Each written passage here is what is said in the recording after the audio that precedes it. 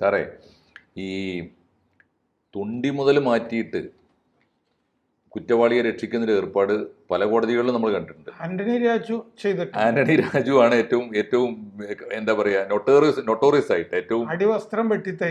അതെ അതെ, അടിവസ്ത്രം വരെ മാറ്റിയത്. പക്ഷെ ഇപ്പോൾ ഇന്ത്യയുടെ പ്രതിപക്ഷ നേതാവിൻ്റെ പേരിലും അങ്ങനെ ഒരു ആരോപണം വന്നിരിക്കുന്നു. അദ്ദേഹം അറിഞ്ഞായാലും. അപ്പോൾ കാര്യം എന്താണെന്ന് വെച്ചാൽ അദ്ദേഹം വീര സവർക്കർക്കെതിരായിട്ട് ലണ്ടനിൽ നടത്തിയ ഒരു പ്രസംഗം. സവർക്കറുടെ ഏറ്റവും വലിയ പോരാട്ടങ്ങളൊക്കെ നടന്ന സമരഭൂമിയാണല്ലോ ലണ്ടൻ. അപ്പോൾ അവിടെ നടത്തിയൊരു പ്രസംഗത്തെക്കുറിച്ച് സവർക്കറുടെ കൊച്ചനന്തരവൻ പൂനെയിൽ കൊടുത്ത ഒരു കേസിൽ ആദ്യത്തിൽ കേസ് അന്വേഷണ വേളയിലും വിചാരണ വേളയിലും ഒക്കെ ആ പ്രസംഗത്തിൻ്റെ, രാഹുൽ ഗാന്ധിയുടെ ലണ്ടൻ പ്രസംഗത്തിൻ്റെ CD ഹാജരാക്കിയതാണ്.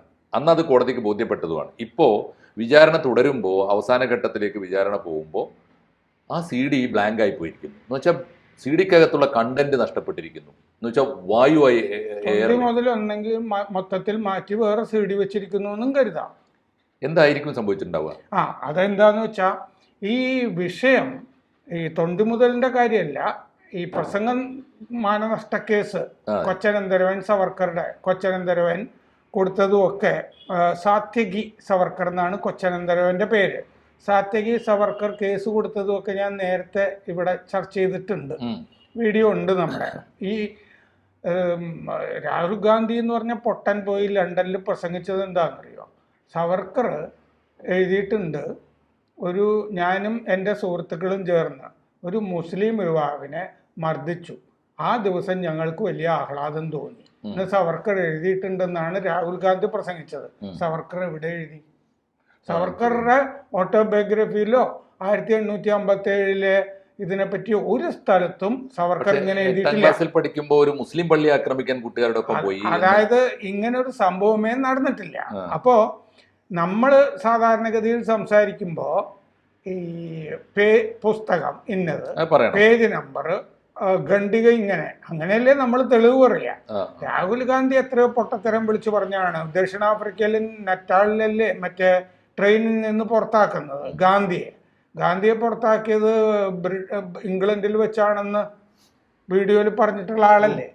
ഗാന്ധിയുടെ പേര് ചരിത്രബോധമൊന്നും ഇല്ലാത്ത ആളാണ്. അപ്പൊ ഇതിൽ സംഭവിച്ചത് എന്താന്ന് വെച്ച് കഴിഞ്ഞാൽ, അതായത് പ്രധാനപ്പെട്ട തെളിവ് ഈ മാനനഷ്ട കേസിൽ രാഹുൽ ഗാന്ധിക്കെതിരെ സവർക്കറുടെ കൊച്ചനന്തരവൻ സാത്യകി പൂനെയിൽ കൊടുത്തിരിക്കുന്ന മാനനഷ്ട കേസിലെ പ്രധാനപ്പെട്ട തെളിവായ CD-യിലാണ് ഇപ്പോൾ അട്ടിമറി നടന്നിരിക്കുന്നത്. ആ പ്രസംഗം രാഹുൽ ഗാന്ധി ലണ്ടനിൽ നടത്തിയ പ്രസംഗമുള്ള CD-യാണിത്. പൂനെയിലെ MP MLA സ്പെഷ്യൽ കോടതിയിലാണ് ഈ കേസ് നടക്കുന്നത്. വ്യാഴാഴ്ചയാണ് സംഭവം നടന്നത്. അപ്പോൾ മജിസ്ട്രേറ്റ് അമോൾ ഷിൻഡെയുടെ മുമ്പിലാണ് ഈ വിചാരണയൊക്കെ നടക്കുന്നത്. മുദ്ര വെച്ച CD ആണ്, സീൽ ചെയ്ത CD-യാണ് ഉണ്ടായിരുന്നത്. അപ്പോൾ ആദ്യഘട്ടത്തിൽ ഇത് കോടതി കണ്ടിരുന്നു. കാരണം ഇത് കേസ് എടുക്കേണ്ടതുണ്ടോ, ഈ കേസ് അഡ്മിറ്റ് ചെയ്യേണ്ടതുണ്ടോ എന്നൊക്കെ നോക്കാനായിട്ട് തെളിവ് പരിശോധിക്കുമ്പോൾ ഈ CD കോടതി കണ്ട് ഈ പ്രസംഗമൊക്കെ ബോധ്യപ്പെട്ടതാണ്. അതിൻ്റെ അടിസ്ഥാനത്തിലാണ് രാഹുൽ ഗാന്ധിക്ക് സമ്മൺസ് അയച്ചത്, ഹാജരാകണം എന്ന് പറഞ്ഞിട്ട്. അപ്പോൾ വ്യാഴാഴ്ച ഈ സാത്യകി സവർക്കറുടെ വിസ്താരം, പ്രധാനപ്പെട്ട വിസ്താരം, മുഖ്യ വിസ്താരം നടക്കുമ്പോഴാണ് ഈ സംഭവം. CD തുറന്നിട്ട് ഇത് പ്ലേ ചെയ്യുമ്പോൾ ബ്ലാങ്ക് അതിൻ്റെ അകത്ത് ഒന്നുമില്ല. അപ്പോൾ ഈ ദിലീപിൻ്റെ കേസിലും മറ്റേ ഒരു തിരിമറി നടന്നു എന്ന് പറയാറില്ലേ, മെമ്മറി കാർഡിൻ്റെ. അപ്പോൾ കോടതിയിൽ ഇരിക്കുന്നതിൻ്റെ അകത്ത് മെമ്മറി കാർഡിൽ, അപ്പോൾ ഇതിൻ്റെ അകത്ത് അഡ്വക്കേറ്റ് കൊൽഹാത്കർ, സംഗ്രാം കൊൽഹാത്കർ ആണ് സാത്യകി സവർക്കറുടെ അഡ്വക്കേറ്റ് ഞെട്ടിപ്പോയി. കാരണം ഇനി എന്ത് വാദിക്കാൻ, പ്രധാനപ്പെട്ട തൊണ്ടി മുതലില്ലല്ലോ, എന്ത് വാദിക്കാൻ, ഞെട്ടിപ്പോയി. അപ്പോൾ അദ്ദേഹം പറഞ്ഞു, യൂട്യൂബിൽ ഈ സ്പീച്ച് ഉണ്ട് രാഹുൽ ഗാന്ധിയുടെ, അത് കോടതി കണ്ടാൽ കൊള്ളാം എന്ന് അപേക്ഷ വെച്ചു. അപ്പോൾ രാഹുൽ ഗാന്ധിയുടെ വക്കീല് മിലിന്ദ് ദത്താത്രേയ് പവാർ അതിനോട് വിയോജിച്ചു, ഒബ്ജക്റ്റ് ചെയ്തു. യുവർ ഓണർ, ഇത് നടക്കില്ല എന്ന് അങ്ങേര് പറഞ്ഞു.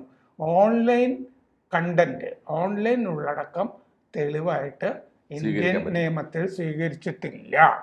അപ്പോൾ മജിസ്ട്രേറ്റ് ആ ഒബ്ജക്ഷൻ അത് സ്വീകരിച്ചു. അപ്പോൾ എന്നിട്ട് മജിസ്ട്രേറ്റ് പറഞ്ഞു, ഇത്തരം URLകൾക്ക് തെളിവ് നിയമത്തിലെ സെക്ഷൻ 65B പ്രകാരം എവിഡൻസ് ആക്ടിൽ സർട്ടിഫിക്കറ്റ് ഇല്ല. ഒരു സർട്ടിഫിക്കറ്റ് വേണമല്ലോ, ഇത് ഒറിജിനൽ ആണെന്ന് പറയുന്നത്, അതില്ല ഇത്തരം URLകൾക്ക്. അപ്പോൾ ഇലക്ട്രോണിക് റെക്കോർഡുകൾക്ക് തെളിവാകണമെന്നുണ്ടെങ്കിൽ 65B സർട്ടിഫിക്കറ്റ് നിർബന്ധമാണ്. ഇതിന് അത് കിട്ടാത്തതുകൊണ്ട് അത് സ്വീകരിക്കാൻ നിർവാഹമില്ല എന്ന് പറഞ്ഞു.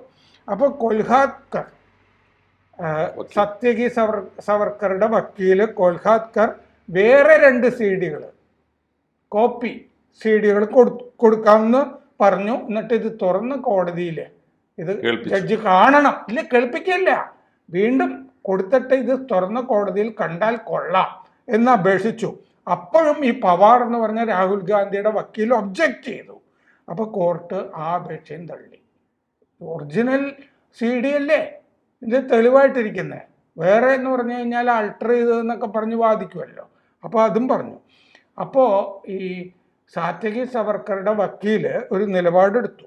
ഞങ്ങൾക്ക് ഇപ്പോൾ കോടതി ഇത് 2 കാര്യങ്ങൾ തള്ളിയല്ലോ, നിരസിച്ചല്ലോ, ഇതിനെതിരെ ഞങ്ങൾക്ക് അപ്പീൽ കൊടുക്കണം മേൽക്കോടതിയിൽ. അതുപോലെ തന്നെ അപ്പോൾ അതുകൊണ്ട് ഇതിലൊരു ജുഡീഷ്യൽ എൻക്വയറി വേണം.